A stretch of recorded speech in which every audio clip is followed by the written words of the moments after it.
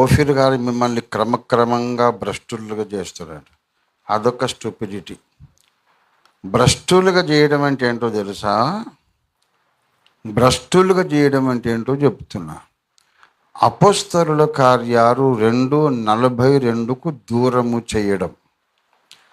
అపోస్తలుల కార్యాలు 2:42లో విశ్వసించిన వారు 3,000 మంది ఆ రోజు సంఘముతో చేర్చబడి, వీరు అపోస్తలుల బోధలోను, సహవాసములోను, రొట్టె విరుచుటలోను, ప్రార్థన చేయుటలోను ఎడతెగకుండా ఉండిరి. ఈ 4 కార్యక్రమాలలో మిమ్మల్ని అందరినీ స్థిరపరిచానా లేక దూరం చేశానా? మరి భ్రష్టులు కావడం ఏంటి? అపోస్తలుల బోధకు, రొట్టె విరుచుట కార్యక్రమానికి, ప్రార్థన జీవితానికి, సహవాసములో ఉండడానికి మిమ్మల్ని దూరము చేస్తే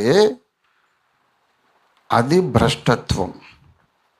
అంతేగాని ఎవ్వరికీ తెలియని వేల కొద్ది సంగతులు మేము చెప్పుకోవడం భ్రష్టత్వం కాదు.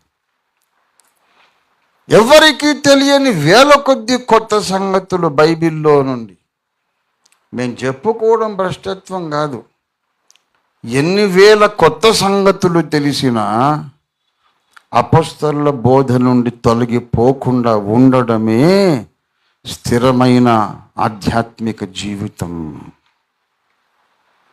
ఎన్ని వేల కొత్త సంగతులు తెలిసినా, ఏ డినామినేషన్లకు తెలియని జ్ఞానం ఎంత టన్నుల కొద్ది మనకు తెలిసిన, రొట్టె విరుచుటకు దూరం కాకపోవడమే మన పరిపక్వత.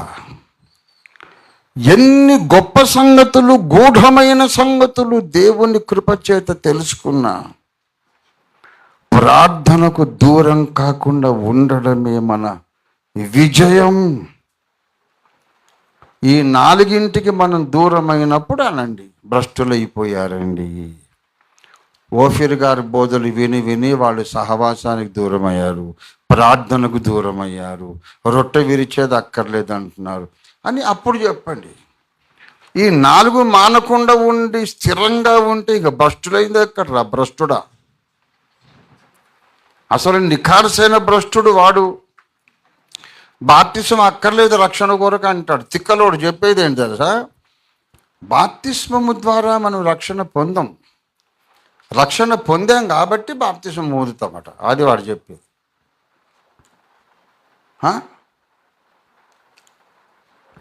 బాప్తిస్మం పొందక ముందే రక్షణ ఉంటుందట.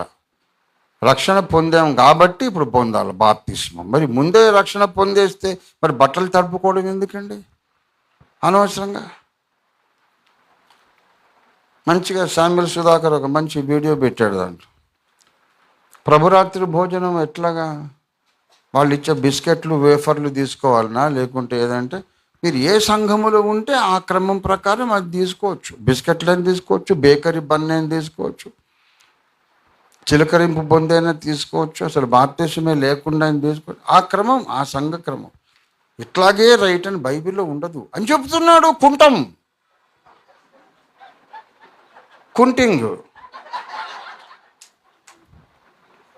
బైబిల్లో ఏది క్లారిటీ ఉండదట. అది భ్రష్టత్వం అంటే. మాకు అట్లాంటి కుంటింగులు కుదరదు.